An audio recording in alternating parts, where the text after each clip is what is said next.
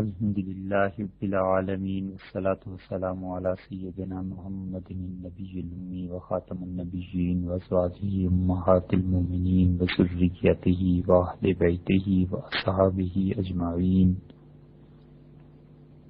کما صلی علی سیدنا ابراہیم وعلی آل سیدنا ابراہیم انہ حمید مجید۔ حج کے مسائل کے سلسلے میں یہاں تک پہنچے تھے کہ مکہ مکرمہ سے مینا کے لیے روانگی 8 ذی الحج کو اب یہ دیکھنا چاہیے کہ کس کس نے کس نیت سے احرام باندھا ہے۔ وہ لوگ جنہوں نے احرام باندھا ہے حج تمتع کے لیے، ان کی ایک الگ قسم ہے، اور وہ 8 ذی الحج کو صبح احرام میں نہیں ہوں گے، اور دوسرے وہ ہیں جنہوں نے احرام باندھا ہے حج قران کے لیے، تو قران کے حاجی وہ تو حالت احرام میں ہوں گے، اس لیے انہیں تو 8 ذی الحج کو کچھ نہیں کرنا، اور جس نے افراد کا احرام باندھا ہے وہ بھی ظاہر ہے کہ حالت احرام میں ہوگا، اسے بھی 8 ذی الحج کو کچھ نہیں کرنا۔ اور احرام کے سلسلے میں ان 2 حاجیوں کو، قران والے اور افراد والے، ان 2 کو چھوڑ کر باقی ایک حاجی رہ گیا جو عام طور پہ حج تمتع کا احرام باندھتے ہیں، اور یہ وہ لوگ ہیں کہ جب 8 ذی الحج کو احرام باندھنے کا ارادہ کریں تو غسل کر کے 2 رکعت نماز نفل پڑھ کے احرام کی نیت کریں، اور احرام باندھنے کا طریقہ یہ پہلے بیان ہو چکا، اور اب وہ اس نیت سے احرام باندھیں گے کہ حج کرنا ہے۔ اور تمام وہ لوگ جو مکہ مکرمہ میں رہتے ہیں یا حج تمتع جنہوں نے کرنا ہے، ان کو حج کا احرام 8 ذی الحج کو مسجد حرام میں بیت اللہ شریف کے قریب باندھنا افضل ہے، اور دوسری کوئی جگہ جو حدود حرم کے اندر ہو اس سے بھی احرام کا باندھنا بہرحال جائز ہے۔ اور یہ احرام باندھنے والا اگر حج کی سعی جو طواف زیارت سے بعد کی جاتی ہے، حج میں جو فرائض ہیں ان میں سے ایک فرض ہے طواف زیارت، اور اس کے بعد بھی سعی کرنی ہے، تو اگر حج قران والا یہ چاہے تو سعی پہلے کر لے، تو اس کے لیے افضل یہی ہے کہ حج سے پہلے یعنی 9 ذی الحج سے پہلے کسی بھی دن، جیسے فرض کیجئے 8 کے بیان ہو رہے ہیں احکامات، تو 8 ذی الحج کو ہی 7 کو 6 کو کسی بھی وقت اس کا صحیح طواف زیارت سے پہلے کرنا یہ افضل ہے۔ اور اگر 8 کو احرام باندھنے والا یہ قران کا احرام اس نے نہیں باندھا بلکہ وہ تو باندھ رہا احرام حج کا، تو اس کو چاہیے کہ ایک نفل طواف کرے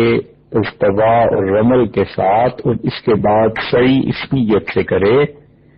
کہ حج طواف زیارت کے بعد جو سعی کرنی ہے یہ سعی آج ہی کر رہا ہوں، اور پھر اس آدمی پر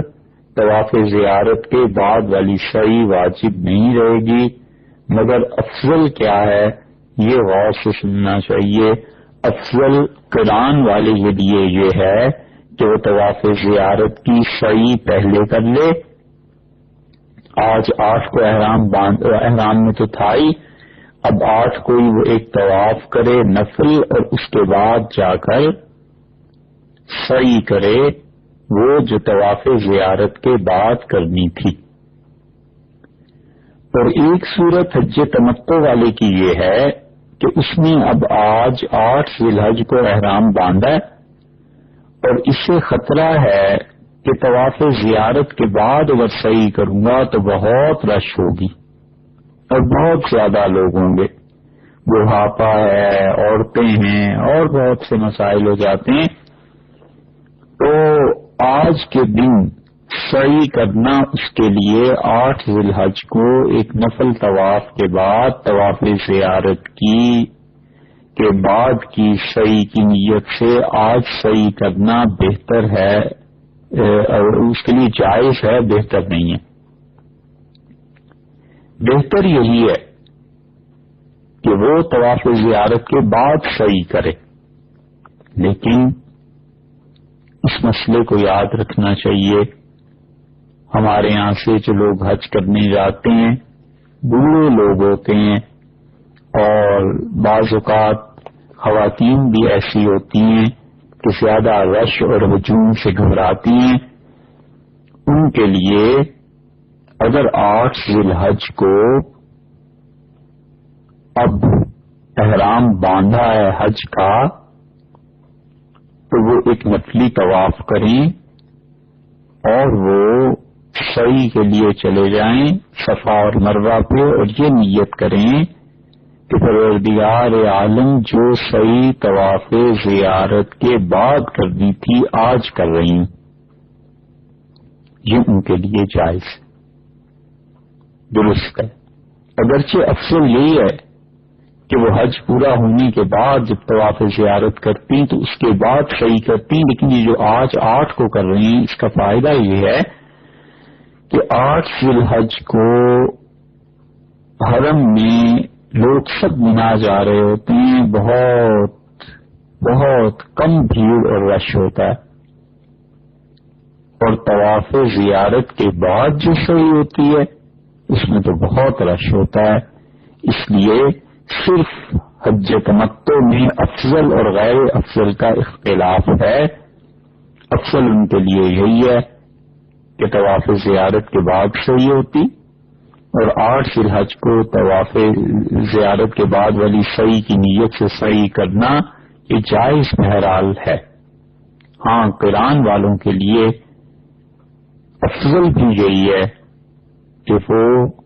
منا جانے سے پہلے کسی بھی وقت صحیح کر لیں.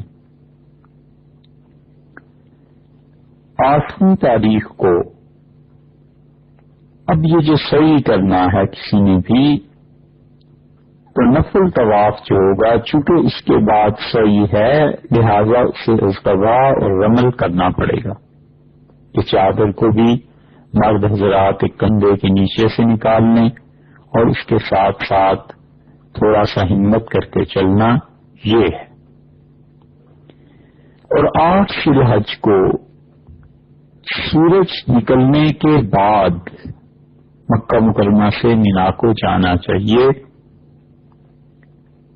حضور اکبر صلی اللہ علیہ وسلم مکہ مکرمہ سے مینا تشریف لے گئے تھے اور سورج بلند ہو گیا تھا، اور 8 تاریخ کو مکہ مکرمہ سے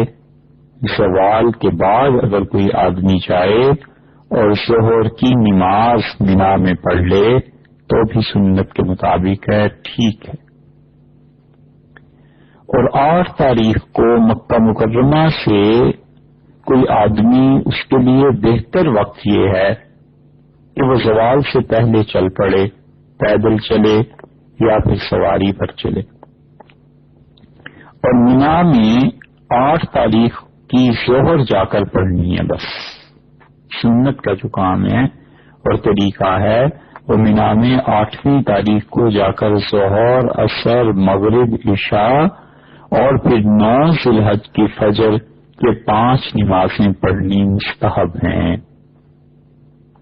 اور رات کو مینا ہی میں ٹھہرنا چاہیے. مکہ مکرمہ میں یا کسی اور جگہ پر ٹھہرنا یہ سنت کے خلاف ہے. لیکن یہ 5 نمازیں 8 ذی الحج کی ظہر سے لے کے 9 ذی الحج کی فجر تک یہ 5 مینا میں پڑھنا مستحب ہے، بہتر ہے، اور نبی کریم صلی اللہ علیہ وسلم نے ایسے ہی کیا تھا۔ اور رات کو مینا کی حدود میں ہی ٹھہرنا چاہیے۔ حضور اقدس صلی اللہ علیہ وسلم مینا میں ہی ٹھہرے تھے۔ اور فرض کیجئے کہ 8 ذی الحج کو جمعہ ہو، تو جیسے ظہر سے پہلے جانا مینا کو، یہ ٹھیک تھا کہ وہاں جا کر ظہر پڑھ لی جائے، ایسے ہی جمعہ کے دن زوال سے پہلے مینا کو جانا یہ درست ہے۔ زوال سے پہلے نکل جائے اور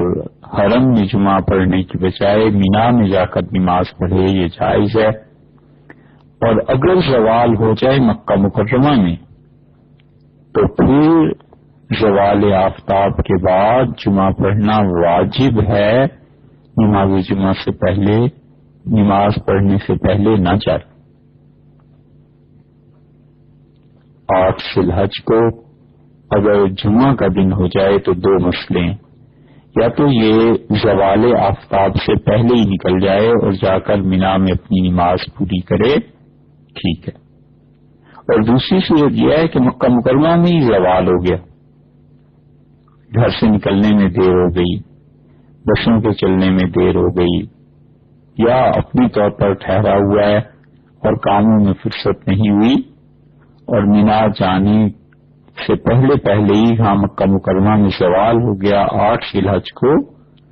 تو زوال آفتاب کے بعد یہاں مکہ مکرمہ میں جمعہ پڑھنا واجب ہے اور نماز جمعہ سے پہلے نہیں جانا چاہیے۔ مینا میں بھی جمعہ کے ایام میں، جمعہ حج کے ایام میں یہ درست ہے، یعنی وہاں پر جا کر مسجد میں جمعہ پڑھ لیا جائے، جبکہ جمعے کی باقی شرائط بھی پوری ہوتی ہیں۔ اور مینا کو جاتے ہوئے اور وہاں کے قیام میں بھی تلبیہ پڑھتے رہنا چاہیے، لبیک اللہم لبیک لبیک لا شریک لک لبیک ان الحمد والنعمت لک والملک لا شریک لک۔ مینا کو جاتے ہوئے اور وہاں رہتے ہوئے بھی تلبیہ پڑھتے رہنا چاہیے۔ مینا میں مسجد خیف جو ہے اس کے قریب ٹھہرنا مستحب ہے۔ اب تو بہت بڑی مسجد ہے اور بہت زیادہ نمازی اس میں آ جاتے ہیں، مسجد خیف کے نام سے مشہور ہے، اس کے جتنا بھی قریب ٹھہرا جائے یہ افضل ہے،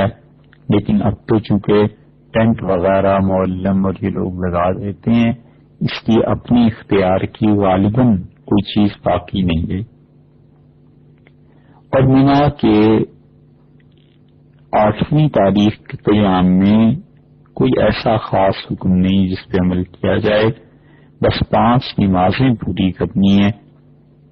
اور وہ ہے 8 ذی الحج کی ظہر سے لے کر پھر 9 ذی الحج کی صبح فجر کی نماز۔ اور مینا مکہ مکرمہ سے کل 3 میل بنتا ہے،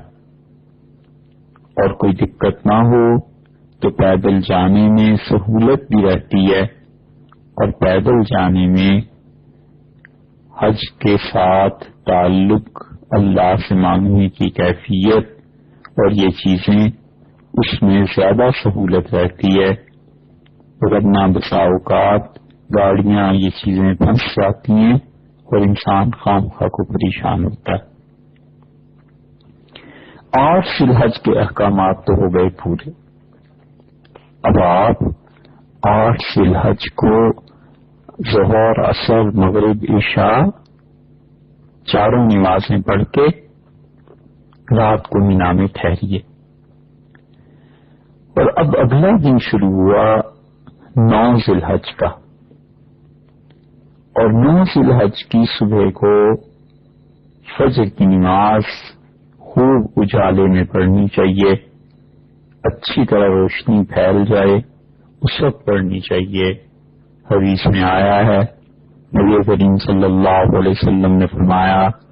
کہ فجر اس وقت پڑھا کرو جب اجالا ہو جائے، فإنہ اعظم للأجر، اور اس میں اللہ تعالیٰ تمہیں زیادہ اجر دے گا. تو یہ رسول اللہ صلی اللہ علیہ وسلم کا ارشاد گرامی اس دن کے لیے بھی ہے جو 9 ذی الحج ہے کہ 9 ذی الحج کی فجر مینا میں اطمینان سے جب سورج کافی بلند ہو جائے، جب صبح صادق ہو جائے اور سورج کے طلوع ہونے سے پہلے پہلے کچھ وقفہ جب رہ جائے تو پھر اس وقت فجر کی نماز پڑھ جائے، اور جب سورج بلند ہو جائے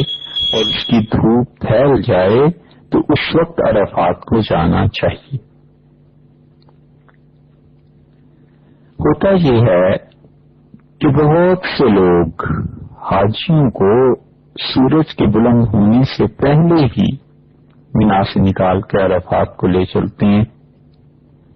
یہ سنت کے خلاف ہے، اور رسول اللہ صلی اللہ علیہ وسلم کے متعلق حدیث میں آیا ہے کہ حضرت صلی اللہ علیہ وسلم جب سورج طلوع ہو جاتا تھا،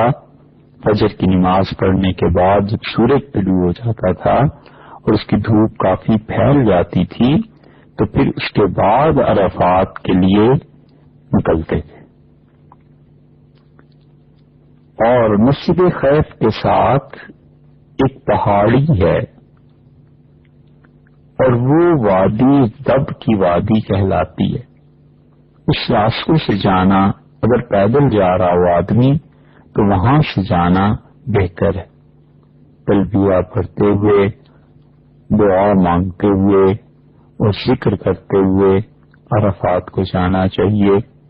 اور عرفات میں جو پہاڑ ہے جبل رحمت، اس کی طرف سفر کرنا چاہیے. اور 9 ذی الحج کو اب نکلے تھے سورج کے بلند ہونے کے بعد، اور پہنچ گئے جب زوال نہیں ہوا تھا سورج کا. 9 ذی الحج سے پہلے یعنی سورج نکلنے سے پہلے عرفات میں جانا، مینا کو چھوڑنا، یہ سنت کے خلاف بات ہے. اس لیے معلم اور بسوں والے جتنا کچھ بھی چیختے رہیں اور کہتے رہیں، اس کی بجائے سنت پہ عمل کرنا چاہیے. اور سورج بلند ہو جائے تو عرفات کے لیے انسان نکلے. اب پہنچنا ہو جائے گا 9 ذی الحج کو عرفات میں زوال سے پہلے، اور مکہ مکرمہ سے یہ مشرق کی سمت بنتی ہے اور کئی میل لمبا چوڑا یہ ایک میدان ہے. اور نبی کریم صلی اللہ علیہ وسلم نے اس سارے میدان کو عرفہ قرار دیا ہے. اور 9 تاریخ کو زوال کے بعد سے لے کر 10ویں کی صبح صادق تک، 9 تاریخ کے زوال سے لے کے باقی پورا دن، پھر اگلی رات جو آ رہی ہے یہ 10 ذی الحج کی رات ہو گئی، کیونکہ صبح تو عید ہوگی، تو یہ 10 ذی الحج کی رات صبح صادق تک اس عرفات کے میدان میں قیام حج کا رکن ہے. ایک لمحے کے لیے بھی اگر کوئی جائے گا تو حج ہو جائے گا، چاہے وہ انسان اپنی مرضی سے جائے اور چاہے وہ جبرن جائے اور چاہے وہ گزر جائے اس جگہ سے، اور خواہ وہ انسان مریض ہو، بے ہوش ہو، ہوش میں ہو، وہاں پر عرفات میں اگر وہ ایک لمحے کے لیے بھی ہوگا 9 ذی الحج کو زوال کے بعد سے لے کے 10 ذی الحج کی صبح صادق تک، تو اس انسان کا حج ہو جائے گا۔ عرفات میں جس جگہ بھی چاہیں ٹھہریں، لیکن راستے میں نہ ٹھہرے، اور ایسے ہی لوگوں کے ساتھ ٹھہرنا، مجمع کے ساتھ ٹھہرنا یہ افضل ہے۔ لوگوں سے علیحدہ کسی جگہ میں ٹھہرنا، راستے میں ٹھہر جانا، لوگوں کے راہیں تنگ کر دینا، یہ سب چیزیں درست نہیں ہیں۔ عرفات کا پورا میدان موقف ہے، ٹھہرنے کی جگہ ہے، اور مسجد عرفات سے مغرب کی جانب نہ ٹھہرے، کیونکہ بہت سے فقہا کے نزدیک عرفات میں جو اب بڑی مسجد بنی ہے، اس کی مغرب کی جو سائڈ ہے وہ عرفات میں شامل نہیں ہے، تو کیا فائدہ اپنے حج کو شک میں ڈالنے کا، اس لیے عرفہ میں ٹھہرے۔ اور زوال تک کھانا پینا، کچھ تھوڑا سا سستا لینا، لیٹنا، تاکہ تھوڑی دیر کے لیے آرام ہو جائے، یہ سب چیزیں درست ہیں۔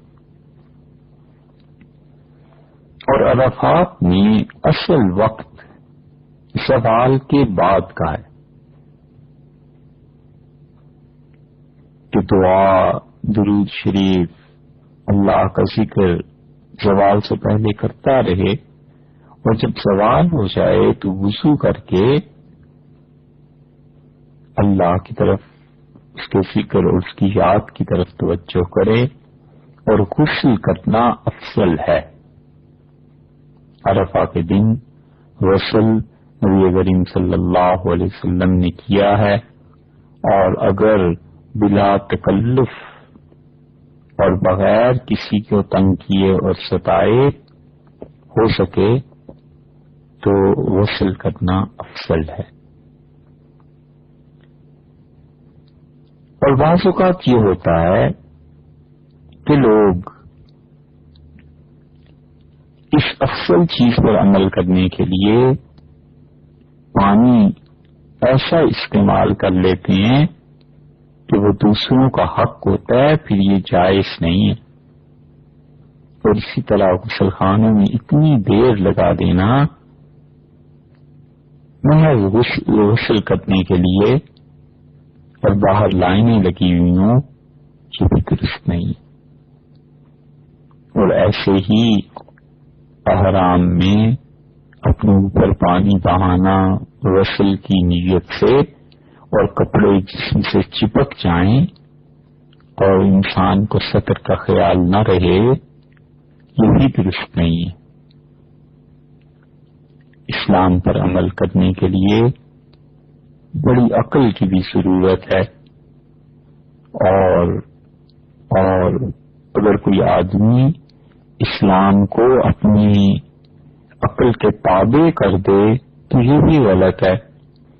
اور بغیر عقل کے اسلام پر عمل کرتا رہے تو وہ بھی اپنے نفس کی اتباع ہو جاتی ہے، اور انسان بس شریعت کے احکامات کو دیکھے اور سوچنے سمجھنے کے ساتھ ساتھ ان پر عمل کرے۔ اس لیے عرفہ میں غسل اگرچہ رسول اللہ صلی اللہ علیہ وسلم نے کیا ہے، اور آسانی سے موقع ملے تو کر لینا افضل ہے، لیکن موقع نہ ہو تو کوئی حرج نہیں، وضو کر لے۔ کھانا پینا وغیرہ یہ سب چیزیں سوال سے پہلے ہو گئیں، اب بالکل سکون اور اطمینان کے ساتھ اللہ تعالی کی طرف متوجہ ہو جائے، اور ظہر کی نماز پڑھنی چاہیے۔ عرفات میں 9 ذی الحج کو ظہر اور عصر، ظہر کے وقت میں ایک آذان اور 2 تکبیروں کے ساتھ پڑھی جاتی ہیں۔ ایک آذان اور 2 تکبیروں کے ساتھ پڑھی جاتی ہیں، اور اس کے جمع کرنے میں مقیم اور مسافر سب برابر ہیں، مکہ مکرمہ کا رہنے والا ہو یا مکہ مکرمہ میں مقیم ہو، سب برابر۔ اور امام خطبہ وہاں پر دیتا ہے، اور امام کا خطبہ اگر مسجد نمرہ میں ہے تو پھر تو سنے گا، اور اگر نہیں ہے تو پھر دور ان چیزوں کو چھوڑ دے، اپنی نماز پڑھے اور اس کے بعد اللہ کی یاد میں مصروف ہو جائے۔ امام اور مقتدی اگر وہ مسجد نمرہ میں ہیں تو ظہر کے فرض پڑھنے کے بعد پھر سنتیں نہیں پڑھیں گے اور عصر اس سے متصل پڑھی جائے گی۔ مقیم شخص اگر مکہ مکرمہ میں ہے تو اس کو قصر کرنا جائز نہیں، اور عرفات میں جمعہ بھی جائز نہیں۔ جو حاجی مکہ مکرمہ میں اس وقت آئے کہ 8 ذی الحج جس میں مینا کے لیے نکلے تھے 15 دن سے کم ہیں، 8ویں تاریخ تک، یہ تو ہو گیا مسافر۔ اور مکہ مکرمہ میں جو بھی 15 دن یا اس سے زیادہ اقامت کی نیت کرے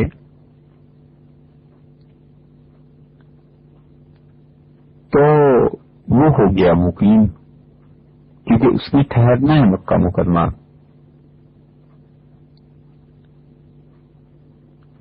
تو 2 قسم کے حاجی ہو گئے، ایک حاجی مسافر مکہ مکرمہ میں ایسے وقت آیا کہ 8ویں تاریخ تک 15 دن سے کم کا قیام ہے، اور وہ فرض کر لیجئے کہ مکہ مکرمہ میں 15 روز یا زیادہ اقامت کی نیت کرتا ہے تو اس کی نیت اقامت درست نہیں ہے، وہ مسافر رہے گا، کیونکہ 8ویں تاریخ کو وہ مینا اور 9ویں کو عرفات ضرور جائے گا، اس لیے ایسے شخص کو قصر کرنا چاہیے۔ خطبہ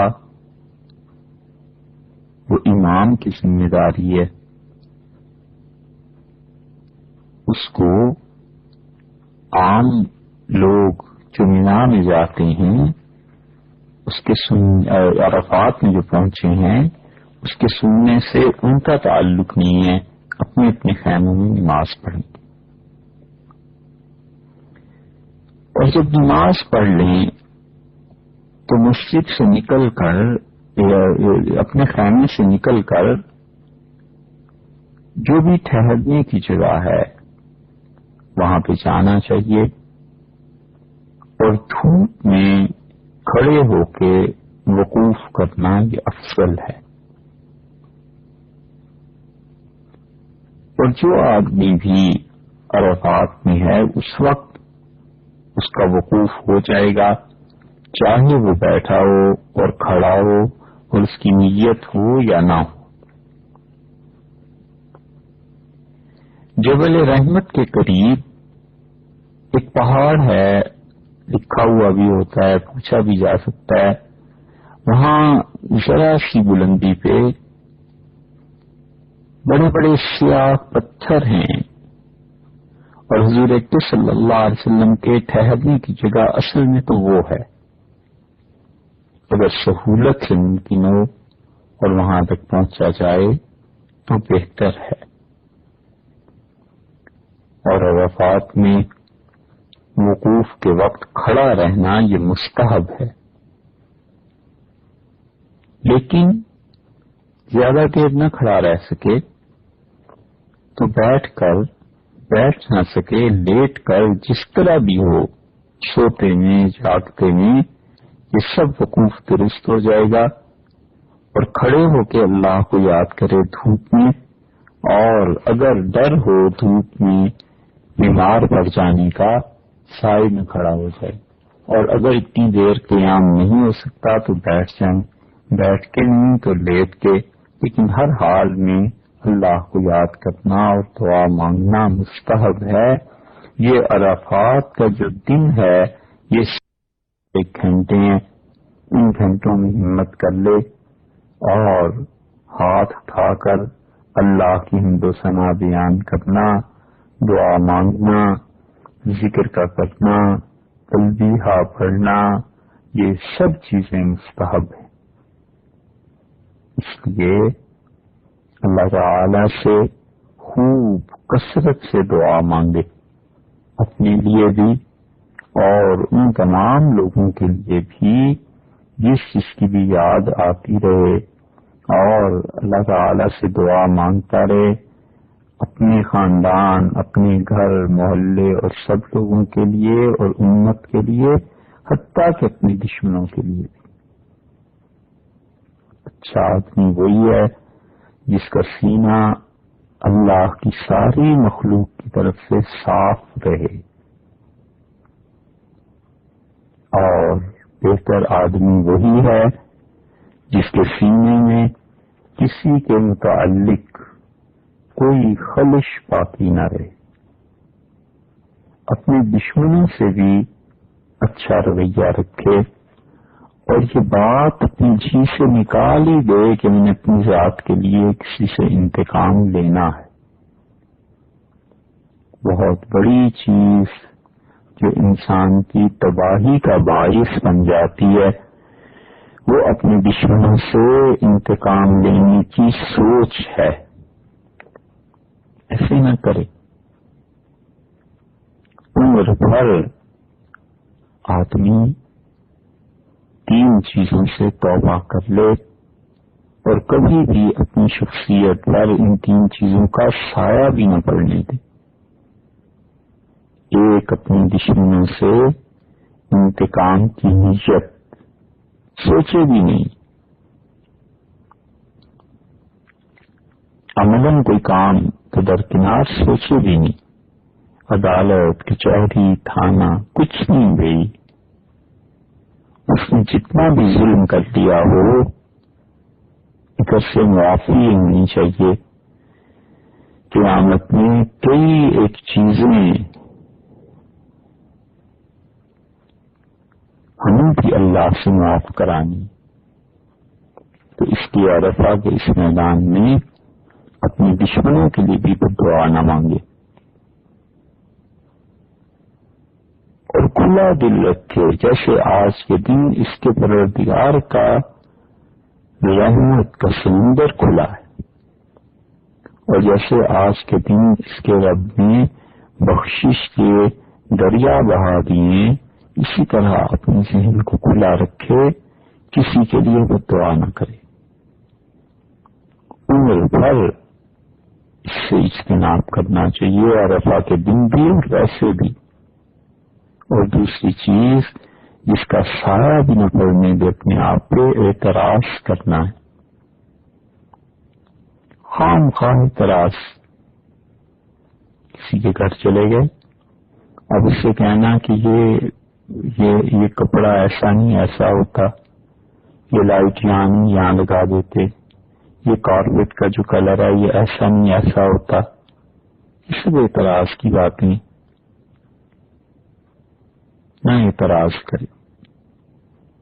آزادی سے جینے دے لوگوں کو، سب کا حق بنتا ہے، زندگی اللہ نے انہیں دی ہے۔ اعتراض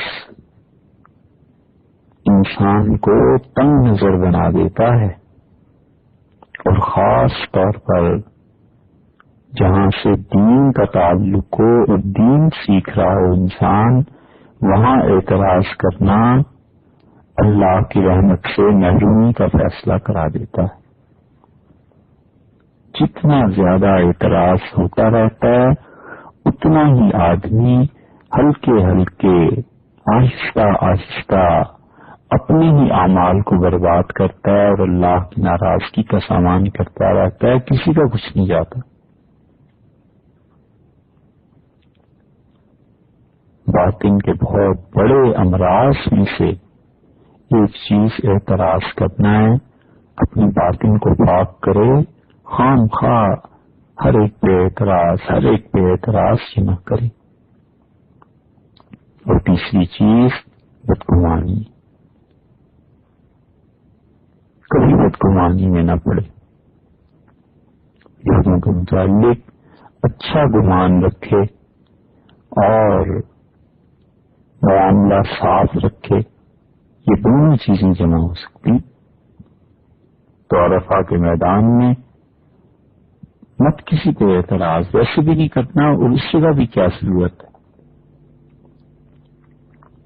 اور صاف دل تو نماز کے بعد وقوف شروع کر کے غروب تک دعا کرتا رہے، اور دعا کے درمیان تھوڑی تھوڑی دیر کے لیے تلبیہ بھی پڑھتا رہے۔ عورتوں کو مردوں کے ساتھ مل کر نہیں کھڑا ہونا چاہیے، اور یہ اختلاط ممنوع ہے۔ عورتوں کو چاہیے کہ وہ الگ وقوف کریں، اور مردوں کو چاہیے کہ وہ الگ وقوف کریں۔ زوال کے بعد جو کام اصل میں کرنے کا ہے غروب آفتاب تک، وہ دو ہی ہیں، ذکر، اللہ کو یاد کرنا، اور وہ دعائیں مانگنا جن دعاؤں میں دل لگ جائے، اس میں کمی نہیں کرنی چاہیے۔ اور رسول اللہ صلی اللہ علیہ وسلم سے بہت سی چیزیں اس معاملے میں منقول ہیں۔ حدیث میں ایک جگہ آیا ہے کہ آدمی حاجی جب وقوف کرے عرفہ میں تو زوال کے بعد قبلہ رخ کھڑے ہو کے 100 مرتبہ یہ پڑھے، لا الہ الا اللہ وحدہ لا شریک لہ لہ الملک ولہ الحمد وہو علی کل شیء قدیر۔ پھر 100 مرتبہ پڑھے سورہ اخلاص قل ھو اللہ احد پوری، 200 ہو گئے۔ اور پھر 100 مرتبہ یہ درود شریف پڑھنے جو نماز میں آتا ہے، اللہم صلی علی سیدنا محمد وعلی آل سیدنا محمد کما صلیت علی سیدنا ابراہیم وعلی آل سیدنا ابراہیم انک حمید مجید، 100 مرتبہ، 300۔ تو اللہ تعالی اپنے فرشتوں سے کہتے ہیں کہ میرے اس بندے کا کیا بدلہ، کیا اجرتے ہیں ہم سے، اس نے ہماری تسبیح بھی کی اور ہماری توحید کا بیان بھی کیا اور ہماری بڑائی اور عظمت کو بھی بیان کیا، ثنا کی، میری تعریف کی، میرے رسول صلی اللہ علیہ وسلم پر درود بھیجا، کیا بدلہ اس کو دیں؟ اور پھر ارشاد فرماتے ہیں کہ میں نے اس کو بخش دیا، اور جو کچھ اس نے اپنے دل کے لیے، اپنے جی کے لیے، اپنے نفس کے لیے، اپنی جان کے لیے مانگا، میں نے سب قبول کیا۔ اور یہ میرا ایسا بندہ ہو گیا ہے کہ اس وقت عرفات میں جتنے لوگ ہیں، اگر یہ سب کے لیے مجھ سے مانگے تو میں اس کی دعا کو قبول کر لوں گا۔ اس لیے اگر ہو سکے تو وقوف کے وقت دھوپ میں کھڑا ہونا چاہیے، تکلیف کا اندیشہ ہو تو سائے میں آ جائے، لیکن غروب آفتاب تک رو رو کے اللہ سے دعا مانگے۔ بس یہ چند گھنٹے میں کبھی کبھی اتنا کچھ مانگ لیتا ہے آدمی تو عمر بھر کے لیے کافی ہو جایا کرتا ہے۔ مانگنا کافی نہیں ہوتا ہے، مگر یہ کہ جو کچھ مل جاتا ہے وہ کافی ہو جاتا ہے۔ اور رسول اللہ صلی اللہ علیہ وسلم نے یہ بات فرمائی، بتایا کہ عرفہ کا میدان، حضرت عبادہ بن صامت رضی اللہ عنہ کی روایت میں آتا ہے کہ رسول اللہ صلی اللہ علیہ وسلم نے فرمایا، جب تم بیت اللہ کی طرف جاتے ہو تو اس میں بھی تمہارے لیے اجر ہے. عبرانی رحمۃ اللہ علیہ نے یہ روایت اپنی اس میں اوسط میں نقل کی ہے. اور آپ نے فرمایا کہ لا ترفع قدما او تضعها انت ودابتك الا كتب لك حسنة. دیکھو وعدہ جو تم خود پاؤں اٹھاتے ہو اللہ کی راہ میں، اور جو تمہاری سواری چلتی ہے اس کے جو پاؤں اٹھتے ہیں، یہ سب اللہ اس پہ تمہیں نیکی دے گا اور اتنا ہی درجہ تمہارا بلند کر دے گا. اور عرفہ کا وقوف، تو عرفہ کا وقوف تو ایسی چیز ہے کہ اللہ تعالیٰ اپنے فرشتوں سے کہتے ہیں کہ یا ملائکتی ما جاء بعبادی، میرے فرشتوں یہ میرے بندے کس لیے آئے ہیں؟ فرشتے عرض کرتے ہیں جاؤ یلتمسون رضوانک، اس لیے آئے ہیں کہ آپ کی خوشی انہیں حاصل ہو، والجنت، اور وہ خوشی کا جو مقام ہے جنت وہ حاصل ہو. تو اللہ تعالیٰ فرماتے ہیں فإنی اشہد نفسی وخلقی، میں اپنے آپ کو گواہ بناتا ہوں اس بات پر اور اپنی پوری مخلوق کو کہ انی قد غفرت لہم، میں نے انہیں معاف کیا. ولو کانت ذنوبہم عدد ایام الدہر، اگرچہ یہ میرے پاس اتنے گناہ لے کے آئے ہوں کہ ان کے گناہ جتنے آج تک دنیا میں دن گزرے ہیں، 1000 دن گزرے ہیں، 1 کروڑ دن گزرے ہیں، اللہ ہی جانتا ہے اس دنیا کو بنے ہوئے کتنے دن ہو گئے، ان دنوں کی تعداد کے برابر بھی اگر گناہ لائے ہیں تو میں نے معاف کیے. وعدد رمل عالج، اور میں نے ان کی گناہوں کو معاف کیا اگرچہ وہ ریت کے ذروں کے برابر. اور پھر رسول اللہ صلی اللہ علیہ وسلم نے فرمایا کہ عبادہ، یہ جو تم رمی کرتے ہو نا، یہ اتنی بڑی چیز ہے کنکر مارنا شیطان کو کہ کوئی انسان نہیں جانتا ما اخفی لہ من قرۃ اعین، کہ کیا چیز اللہ نے اس کے لیے جزا میں رکھی ہے. اور یہ جو حلق کرتے ہو سر کے بال اتروانا، تو دیکھو کوئی بھی تمہارا بال سر کا جو زمین پر گرے گا یہ قیامت میں نور ہوگا تمہارے لیے.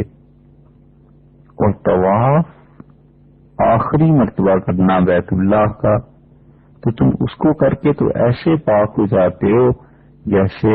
آج ہی کے دن تمہاری پیدائش ہوئی. حضرت ابو ہریرہ رضی اللہ عنہ کی بھی روایت آئی ہے، امام احمد بن حنبل رحمۃ اللہ علیہ نے روایت کی ہے کہ انہوں نے رسول اللہ صلی اللہ علیہ وسلم کے متعلق کہا کہ آنظر صلی اللہ علیہ وسلم نے فرمایا کہ اللہ تعالی اہل عرفات پر، جو عرفہ کے میدان میں جمع ہوئے ہوتے ہیں لوگ وقوف کے لیے، ان کو دیکھ کر ان کے اوپر آسمان میں فخر کرتا ہے اور فرماتا ہے فَيَقُولُ لَهُمْ انظُرُوا إِلَىٰ عِبَادِي، فرشتوں کو کہتے ہیں میرے بندوں کو دیکھو، جاؤنی، کہ میرے گھر آئے ہیں، شوسن غبرن، بکھرے ہوئے بالوں کے ساتھ اور میلے کچیلے گرد آلود لباس کے ساتھ. اور اس کے عبداللہ بن عمر رضی اللہ عنہ کی روایت میں بھی آتا ہے کہ اللہ تعالی فرشتوں پہ فخر کا اظہار کرتے ہیں جب 9 ذی الحج کی شام ہوتی ہے عرفہ کی، اور یہ فرماتے ہیں فرشتوں سے کہ انظروا الی عبادی شوسن غبرن، میرے بندوں کو دیکھو کس حال میں میرے پاس آئے ہیں، بال بکھرے ہوئے ہیں اور جسم پہ مٹی پڑی ہوئی. حضرت عائشہ رضی اللہ عنہا کی روایت مسلم میں بھی اسی مضمون کی آئی ہے کہ رسول اللہ صلی اللہ علیہ وسلم فرمایا ما من یوم اکثر من ان یعتق اللہ فیہ عبیدا من النار من یوم عرفہ، کہ کوئی دن ایسا نہیں ہے سال پورے میں جس دن اللہ تعالی اتنے بندوں کو جہنم سے نجات دیتا ہو جتنا عرفہ کے دن، اور اللہ تعالی اپنے بندوں پر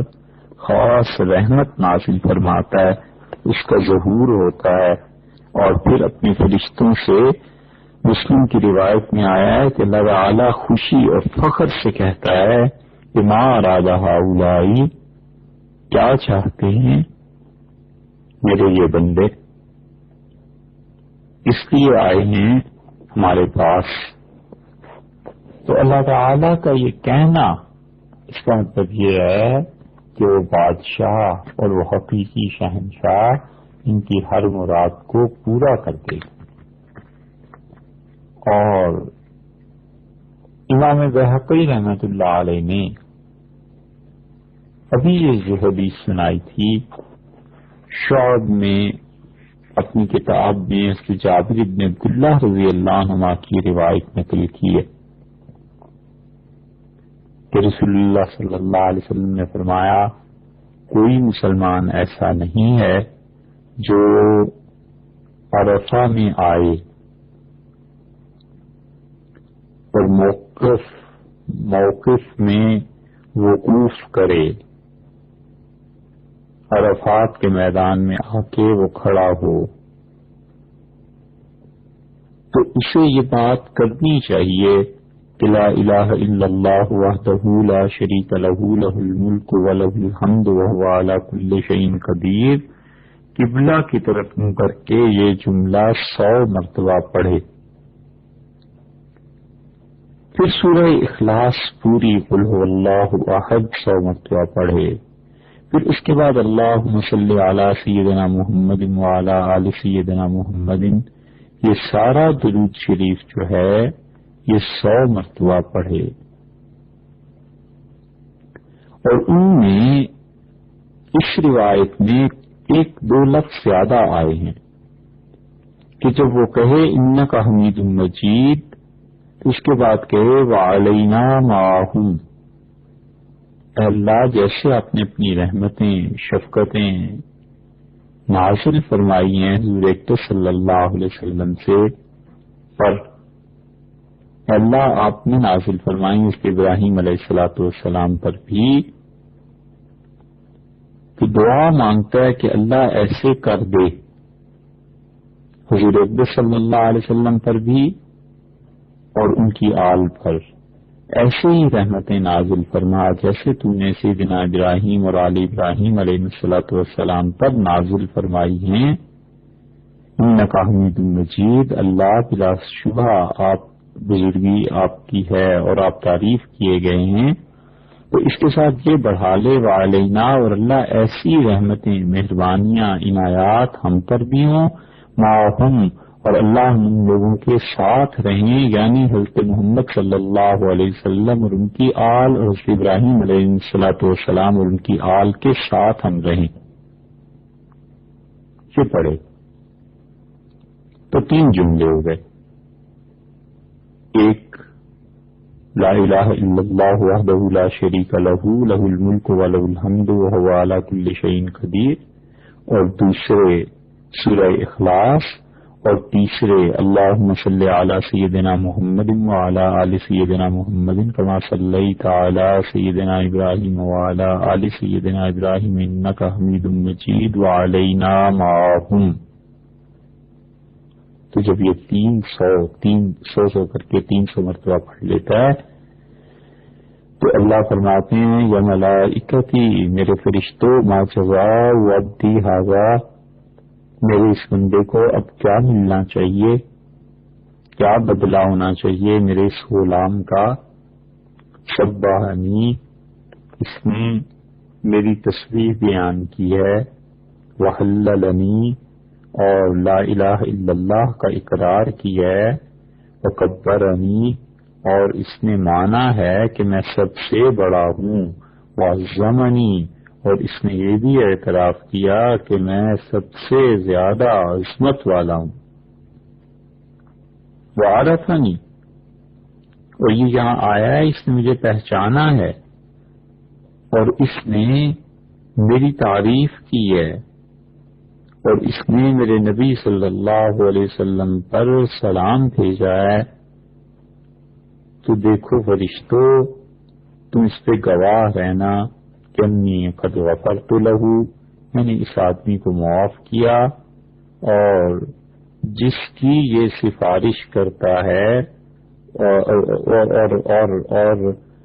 اور یہ جو کچھ اپنے لیے آج مانگ رہا ہے، ہم نے اس کو وہ چیزیں دیں اس کی جان کے لیے، وَلَوْ سَأَلَنِي عَبْدِي هَذَا، اور اگر یہ میرا بندہ آج مجھ سے یہ مانگ لے کہ یہ جتنے اس موقف میں آئے ہیں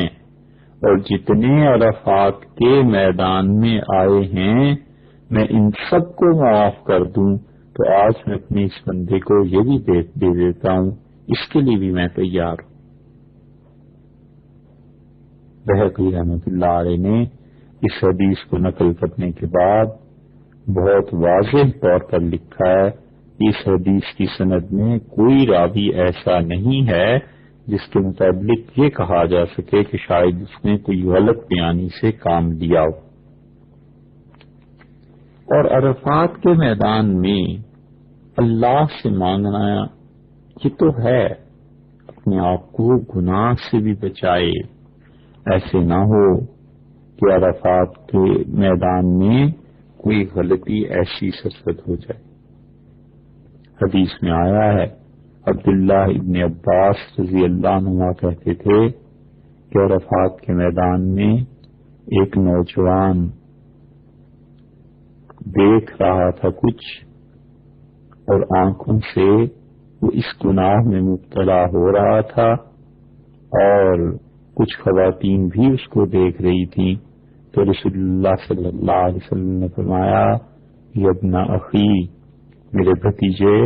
ان ھذا یوم، یہ آج کا جو دن ہے نا عرفہ کا، من ملک فیہ سمعہ، جس آدمی نے بھی اپنے کانوں کو گناہ کی باتوں سے محفوظ رکھا، وبصرہ،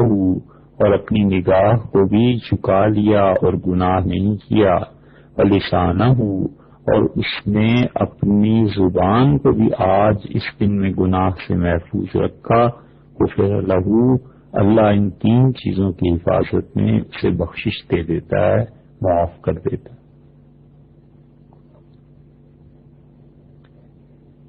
اور ایک اور روایت میں بھی یہی آیا ہے۔ فضل ابن عباس رضی اللہ عنہ کہتے ہیں کہ فضل ابن عباس جو تھے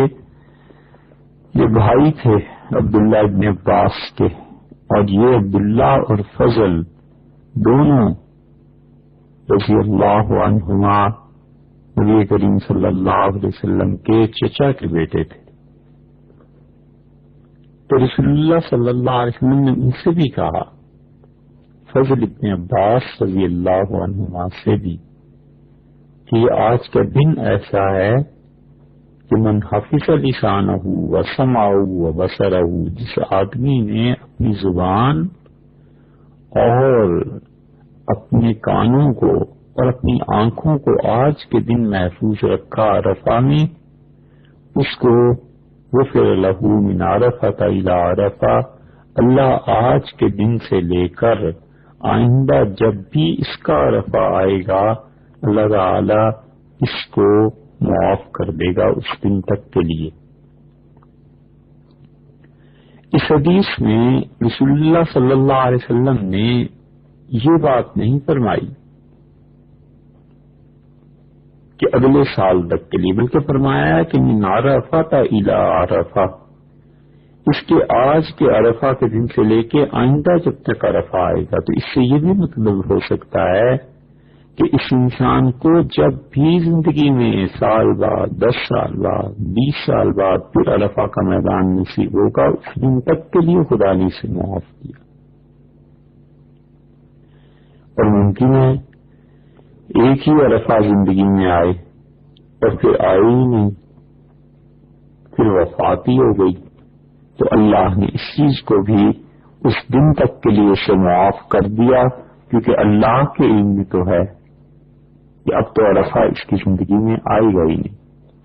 اور تیسری صورت یہ بھی ہو سکتی ہے کہ اس انسان کے لیے اللہ تعالی نے 1 سال کا رکھا ہو کہ آئندہ سال تک یہ دن آنے تک ہم سے معاف کرتے ہیں۔ اللہ سے ہمیشہ اچھی توقع رکھنا چاہیے، اچھا گمان رکھنا چاہیے۔ اللہ سے بدگمانی یہ بھی گناہ ہے، لوگوں سے بدگمانی گناہ تو ہے ہی، اللہ سے بدگمانی بھی گناہ ہے، اس لیے اللہ کے فضل پہ بھروسہ کرنا چاہیے کہ پروردگار عالم اس آدمی کو اللہ نے آئندہ عرفہ تک کے لیے معاف فرما دیا ہے، اگر آ گیا تو اس دن تک کے لیے اور نہ آیا تو پھر ہمیشہ کے لیے۔ اسی طرح رسول اللہ صلی اللہ علیہ وسلم عرفات میں دعا مانگتے تھے اور آپ اللہ تعالی سے یہ عرض کرتے تھے کہ اللہم لک صلاتی، اے اللہ یہ جو نماز پڑھتا ہوں یہ تیرے ہی لیے، ونسکی، اے اللہ میری عبادت بھی آپ ہی کے لیے ہے، ومحیایا، اور میری زندگی، ومماتی، اور میری موت، یہ سب تیرے ہی لیے ہے اللہ، وإلیک مآبی، اور اللہ مجھے تیری طرف لوٹ کر آنا ہے، وَلَكَ رَبِّ تُرَافِي، اور پروردگار جو کچھ بھی میں دنیا میں چھوڑ کے مر جاؤں گا بالآخر میرے مالک تو ہی اس کا بھی مالک ہے، میری وراثت اللہ آپ ہی اس کے مالک ہیں۔ اس میں رسول اللہ صلی اللہ علیہ وسلم نے جو وراثت کا کہا ہے نا کہ اللہ تو ہی اس کا مالک ہے، تو ہر آدمی کچھ نہ کچھ چھوڑ کے دنیا میں جاتا ہے، کوئی اپنا علم چھوڑ کے جاتا ہے، کوئی مال چھوڑ کے جاتا ہے، کوئی اپنے خاندان میں اچھی روایات چھوڑ کے جاتا ہے، ان سب کا وارث اور مالک اللہ ہی ہے، اور اللہ چاہے تو اس کی وراثت کو لوگوں میں پھیلا دیتا ہے، اور اللہ چاہے تو اس وراثت کو محفوظ رکھ لیتا ہے کسی آنے والے کے لیے، اور اللہ تعالی چاہے تو اس وراثت کو قیامت میں اس کو لوٹا دے گا۔ تو حضرت صلی اللہ علیہ وسلم عرفات میں کثرت سے دعا مانگتے تھے، ایک تو یہ ورد 300 مرتبہ کا پڑھنا ایک، اور ایک یہ دعا، اور اس کے علاوہ بھی رسول اللہ صلی اللہ علیہ وسلم کی دعائیں ہیں عرفات کے لیے، وہ انشاءاللہ اگلی نشست میں آپ سنیں گے۔ السلام علیکم ورحمۃ اللہ وبرکاتہ۔